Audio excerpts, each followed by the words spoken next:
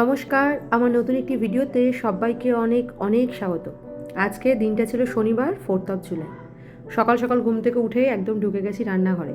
একটু পরে আমরা গ্যালভাস্টানের জন্য বেরিয়ে যাব, তো একটু খাবার দাবার করে এখান থেকে নিয়ে বেরোবো। আজকে যেহেতু শনিবার আমরা নিরামিষ খাই, তো আমার আর রাজীবের জন্য স্পেশালি একটু নিরামিষই তরকারি বানাচ্ছি, আর থিয়া আর সৌমিকদার জন্য একটু আমিষই রান্নাবান্না করে নিয়েছি কালকেই।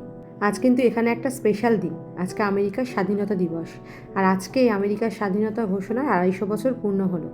আমাদের কাছে 15ই আগস্ট যেমন খুব আবেগপূর্ণ একটা দিন, এখানে আবার এই দিনটা একটা উৎসবের আমেজে কাটানো হয়। কেউ নিজের ব্যাকইয়ার্ডে বারবিকিউ পার্টি করছে, কেউ পুল পার্টি, বন্ধুদের সাথে আড্ডা, কেউ ফ্যামিলি নিয়ে বেরিয়ে গেছে 2-4 দিনের জন্য ঘুরতে, কেউ ক্যাম্পিংয়ে যায়, কেউ হাইকিংয়ে বেরিয়ে পড়েছে, কেউ আবার বিচে যায়।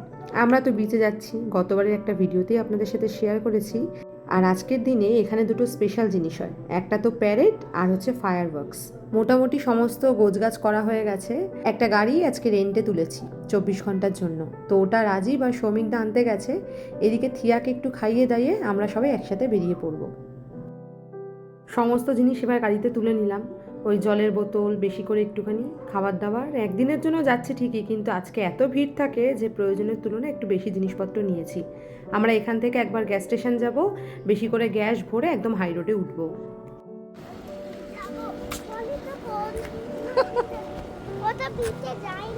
ও বিচে যায়নি এখনো পর্যন্ত। হ্যাঁ, আমাদের বেরোনোর কথা ছিল 2টোর সময়, কিন্তু ওই গাড়ি নিয়ে সমস্ত কিছু করে বেরোতে বেরোতে প্রায় 3টে মতন বেজে গেল। এমনিতেই তো এখন সামার ভ্যাকেশন চলছে, বাচ্চাদের টানা ছুটি, তার মধ্যে এখন এই টানা একটা 3 দিনের হলিডে রয়েছে। এখন কিন্তু লোকজন এখানে প্রচুর এদিক ওদিক করে ঘুরতে যাচ্ছে। তবে আমাদের বাঙালিদের কিন্তু একটা ক্ষমতা আছে, যেখানেই আমরা যাই না কেন উৎসবকে কিন্তু একটু নিজেদের মতন করে বানিয়ে নিতে পারি। আর তার জন্যই আজকে বেরিয়ে পড়লাম গ্যালভাস্টন বিচে। রাজীব, তোমার টুপির টিকিটটা খুলবে না? টুপির টিকিট। আমরা বাড়ি থেকে বেরিয়ে ওই যে গ্যাস স্টেশন গিয়েছিলাম প্রথমে, ওখানে সবার জন্য একটা করে সানগ্লাস নিয়েছিলাম, আর রাজীব ওর জন্য একটা টুপিও নিয়েছে। আর এই যে এক্সট্রা পিপারমেন্ট নিয়েছি, যাতে সারাটা রাস্তা একদম রিফ্রেশ থাকতে পারি। এরকম অদ্ভুত ওয়েদার এখানে সবসময় থাকে, বৃষ্টি, গরম, রোদ। বাবা হঠাৎ করে জোরে নেবে না। ইউএসএর মোটামুটি যে কোনো স্টেটেই কিন্তু এই জিনিসটা দেখা যায়, এই বৃষ্টি তো এই রোদ।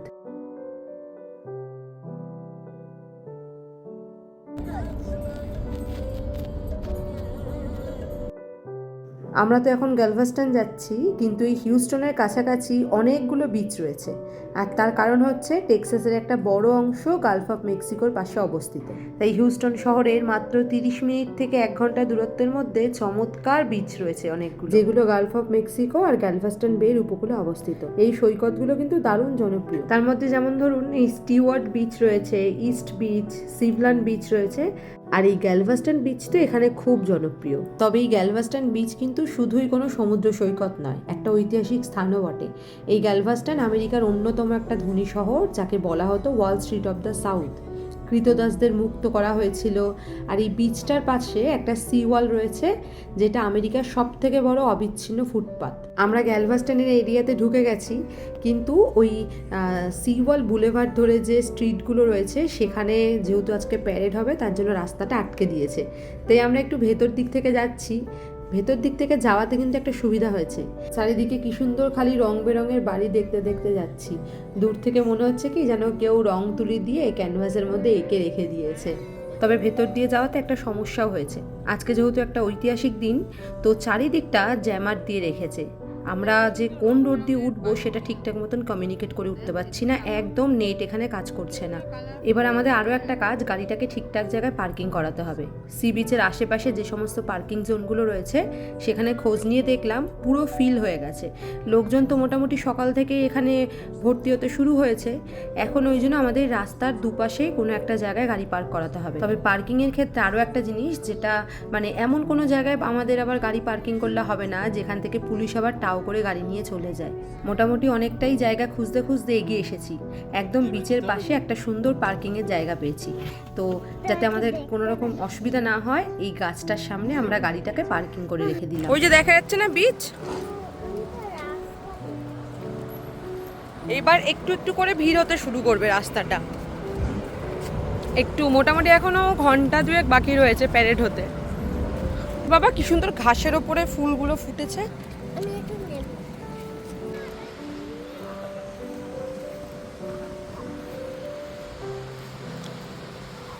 এই যে পুরো বিচ ধরে একদম সবাই টেন্ট নিয়ে বসে আছে। এত গরম না, কি মজা হচ্ছে।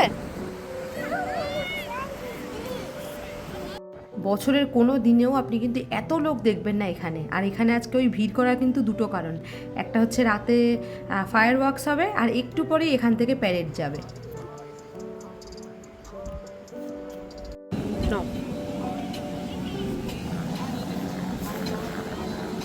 হ্যাঁ হাওয়া দিচ্ছে তো ওই জন্য তোমার গায়ে চলে আসবে। ফুও দিতে হচ্ছে না, জাস্ট ধরলেই চলে যাবে। কি সুন্দর। চলো একটু বেরিয়ে বসো, আমি একটু ধরছি। চল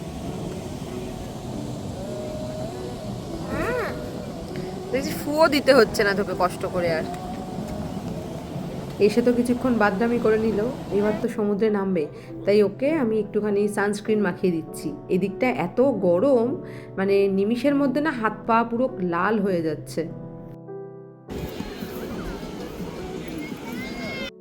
এই যে চলে এসেছি আমরা হিউস্টনের দীঘাতে। মানে যখনই কলকাতার দীঘার কথা মনে পড়ে তখনই কিন্তু আমরা এই হিউস্টনের এই গ্যালভাস্টনে এসে একটু করে ঘুরে যাই। ওই যে দূরে দেখা যাচ্ছে উঁচু জায়গায় কতগুলো লোকজন দাঁড়িয়ে আর গাড়ি দেখতে পাচ্ছেন, ওখান থেকেই কিন্তু রাত্রেবেলায় ফায়ার ওয়ার্কসটা দেখানো হবে। মানে ওখানে সমস্ত কিছু এখন সেট করে রাখছে, ওটা ঠিক একটা নির্দিষ্ট সময় মানে 9টা নাগাদ থেকে শুরু হবে, তখন ওখান থেকেই ফায়ার ওয়ার্কসটা স্টার্ট করবে ওরা। আসার পর থেকে আমরা যে কতগুলো ওপরে দেখলাম হেলিকপ্টার যাচ্ছে। এমনিতেও এখানে দেখা যায় ঘন্টায় মোটামুটি একটা করে যায়, কিন্তু আজকে যেহেতু একটা বিশেষ দিন, সমস্যা যাতে না হয় তাই জন্য ওই আকাশে অনবরত টহল দিচ্ছে। এখন ওই 5:30 মতন বাজে, তো প্যারেড মোটামুটি 6টায় শুরু হবে, এখন আধা ঘন্টা সময় রয়েছে। তো আমরা যেহেতু বাড়িতে অনেকটা সময় আগে বেরিয়েছি, ভাবলাম যে একটু খাওয়া দাওয়া করে নিই, তারপর আমরা প্যারেডটা দেখে আবার একটুখানি সমুদ্রের দিকে নামবো। আর এখন তো এখানেই থাকতে হবে, কারণ ফায়ার ওয়ার্কস দেখে তারপর আমরা হোটেলের দিকে যাব। কেমন হয়েছে বাবা? ভালো হয়েছে? পনিরটা ভালো হয়েছে? আমি তোমাকে পরোটাটা খাই দিচ্ছি, ওকে? খাও। ওটা দিয়ে জল ভরে দিচ্ছি। আমরা খাওয়া দাওয়া করতে করতেই হঠাৎ করে দেখছি বেশ জোরে ওই ডিজে বাজিয়ে গান টান করতে করতে সবাই আসছে, মানে প্যারেডটা শুরু হয়ে গেছে। আমেরিকার এই প্রত্যেক শহরে, মানে ছোট হোক বা বড়, ইন্ডিপেন্ডেন্স ডে উপলক্ষে শহরেই প্যারেডটা কিন্তু অর্গানাইজ করা হয়। আমরা বিগত 3 বছর ধরেই এই দিনে এখানে এসে এটা দেখার চেষ্টা করি। আর এই প্যারেডটাতে জানেন তো ছোট বড় মধ্যবয়সী বয়স্ক সকলেই কিন্তু আসে। আরও একটা জিনিস দেখতে পাবেন, কম বেশি সকলেই মানে আমেরিকার ফ্ল্যাগের যে কালার্স, ওই রেড ব্লু হোয়াইট, এই কম্বিনেশনেই সবাই কিন্তু ড্রেস পরেছে। আর যারা দর্শক মানে আমাদের মতন সাধারণ মানুষ যারা এই প্যারেড দেখছে, তারাও কিন্তু কম বেশি ওই 3টে কালারের মধ্যেই কিন্তু পোশাক আশাক পরে এসেছে। এটা কিন্তু এই দেশের একটা ট্র্যাডিশন বলা যায়। আর এই প্যারেড হওয়ার সময় বাচ্চারা সব থেকে বেশি খুশি হয়, কারণ বাচ্চাদের জন্য প্রচুর জিনিসপত্র, মানে গুডি ব্যাগ, তারপরে রিস্ট ব্যান্ড, চকলেট, এই যে বিভিন্ন রকমের মালা, সমস্ত কিছু কিন্তু ওরা ওইখান থেকে ছুঁড়ে ছুঁড়ে দেয়, এবং প্রত্যেকটা বাচ্চাই কম বেশি পিক করে, এবং ওগুলো জমায়, জানেন তো, মানে কার কটা হলো সেই সমস্ত জিনিসগুলো জমায়।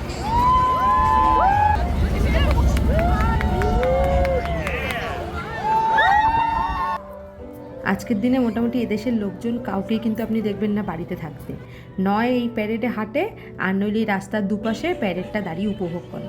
আর দুদিক থেকে কন্টিনিউ পুলিশের গাড়ি কিন্তু টহল দিচ্ছে। মাঝে মাঝে আবার অনেক বাচ্চাই ওই গিফটের জন্য একদম রাস্তার মাঝখানে চলে যাচ্ছে, তাই যাতে কোনো রকম বিপদ না ঘটে যায়, তাই পুলিশের গাড়ি এসে বারে বার সতর্ক করে যাচ্ছে।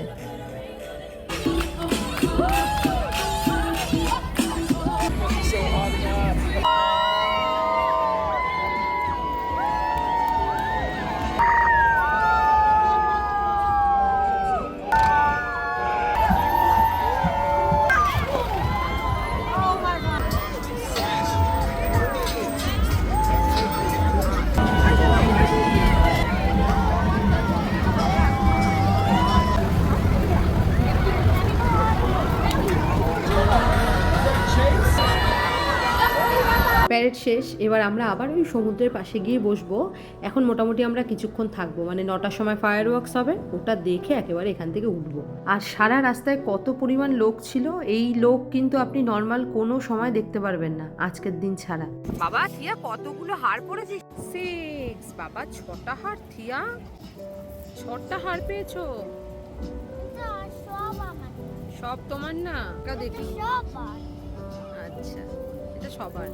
এবার প্যারেড থেকে থিয়া অনেক কটাই মণিমুক্তের মালা পেয়েছে, তার সাথে বেশ কয়েকটা চকলেট। ফেরার পথে আমি দেখলাম এই লকেটটা পড়েছিল, ওটা তুলে নিয়ে চলে এলাম।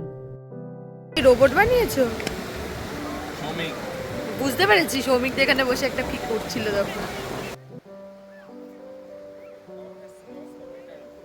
চারিদিকটা কি পরিমাণ লোকজন দেখেছেন। আর ওই যে সি ওয়ালটা রয়েছে, ওখানেও অনেক লোকজন বসে আছে। মোটামুটি আর ঘন্টাখানেক পর ফায়ার ওয়ার্কস হবে, তো সবাই এখন থেকে অপেক্ষা করছে, কারণ ওই জায়গায় একবার উঠে গেলে আর কিন্তু কেউ জায়গা পাবে না। সমুদ্রের কিন্তু প্রত্যেকটা মুহূর্ত ভীষণ ভালো লাগে, প্রতিটা মুহূর্ত না মনে হয় যেন একেবারে জীবন্ত ক্যানভাস। কি সুন্দর দেখুন, যখন এসেছিলাম খটখটে রোদ ছিল, আস্তে আস্তে বেলা বাড়ছে, তার সাথে সাথে সমুদ্রের প্রত্যেকটা মুহূর্ত, সমুদ্রের রূপও কত সুন্দর বদলে যাচ্ছে। আর ঘন্টাখানেক পরে যেহেতু ফায়ার ওয়ার্কস হবে, তো আমাদেরকে গাড়ি এসে, মানে পুলিশের গাড়ি এসে বলে দিল যে ওখান থেকে এখনই আমাদের সরে যেতে হবে, কারণ আমরা ফায়ার ওয়ার্কস যেখানে হবে খুব কাছাকাছি ছিলাম। এখন প্রায় 8:45 মতন বাজে, এক্ষুনি বাজি ফাটবে। তো আমরা যেখানটা বসেছিলাম ওখানটায় যেহেতু বাজি গায়ে লাগার সম্ভাবনা থাকতে পারে, তো এই জন্য ওখান থেকে একটু এগিয়ে এসেছি আমরা, ঠিক ওর পরের পিয়ারটাতেই এসেছি। থিয়া, ইস থিয়া তুই গায়ে কেন মাখছিস বাবা? বাই পুরো মনে হচ্ছে মেলায় এসছি।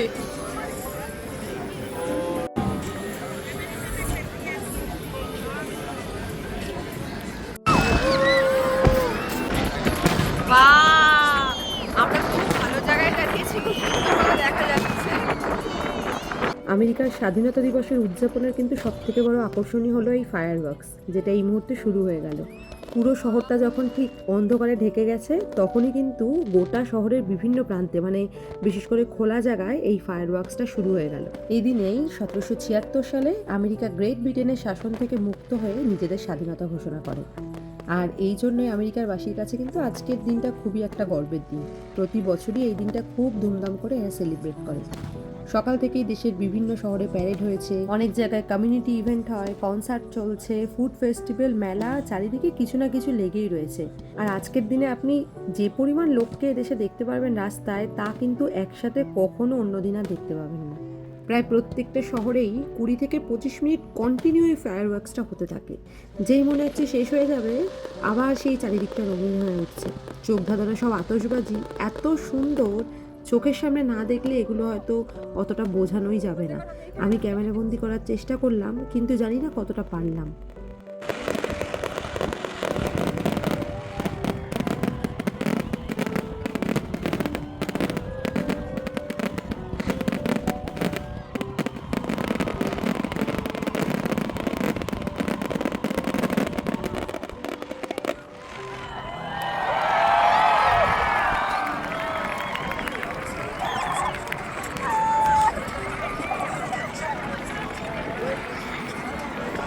দারুণ ছিল।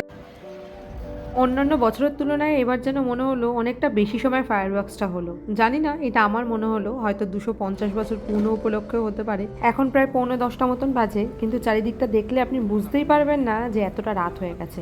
আশেপাশে এত উপচে পড়া ভিড়, এই লোকজন কিন্তু এখনও প্রায় ঘন্টা 3 বিচের পাশেই থাকবে। আমরা এবার হোটেলের জন্য রওনা দিয়ে দিলাম। আমরা যে মেন রোডটা ধরে যাব সেটারও কোনো রকম অবকাশ ছিল না, কারণ ওখানেও প্রচুর জ্যাম। তো ভেতর দিয়ে আমরা রাস্তা খুঁজে এখন হোটেলের দিকে যাচ্ছি। হোটেলে যেহেতু আমাদের চেক ইনের টাইম 4টের সময় ছিল, তখন পারলাম না। তো আমরা হোটেলে ফোন করে জিজ্ঞেস করে নিয়েছিলাম আমাদের অনেকটা রাত হয়ে যাচ্ছে, তো কোনো সমস্যা হবে না তো? ওরা বললো না, আজকের দিন বলে কোনো চাপ নেই, আপনারা চলে আসুন। আমরা হোটেলে ঢুকে পড়লাম, সমস্ত ফর্মালিটিস পূরণ করে এবার চাবিটা দিল। এবার আমরা ঘরের দিকে যাব। দুটো চাবি দিয়েছে, তার মধ্যে একটা আমার কাছে রাখছি আর একটা রাজীবদের কাছে রাখলাম।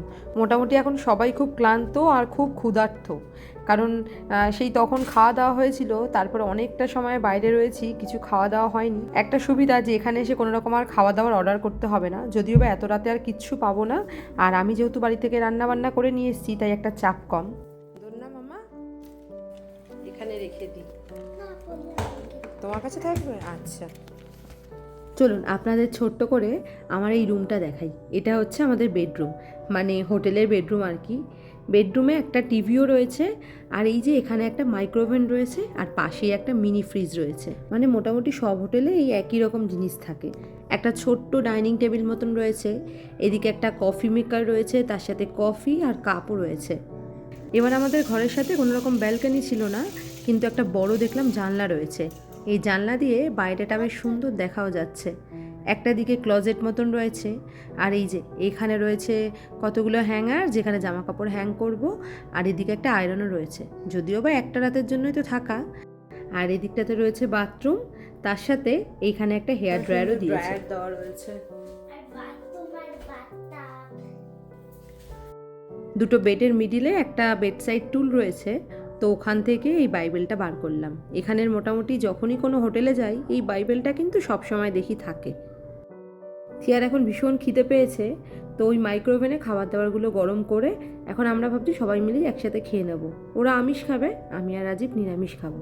তারপর আর কি, একটা লম্বা ঘুম দেবো, কালকে সকাল সকাল ঘুম থেকে উঠে আবার বাড়ির দিকে রওনা দেবো। চলুন আজকের এই ভিডিওটাও এখানে শেষ করলাম। দেখা হবে অন্য আরও একটা ভিডিওতে।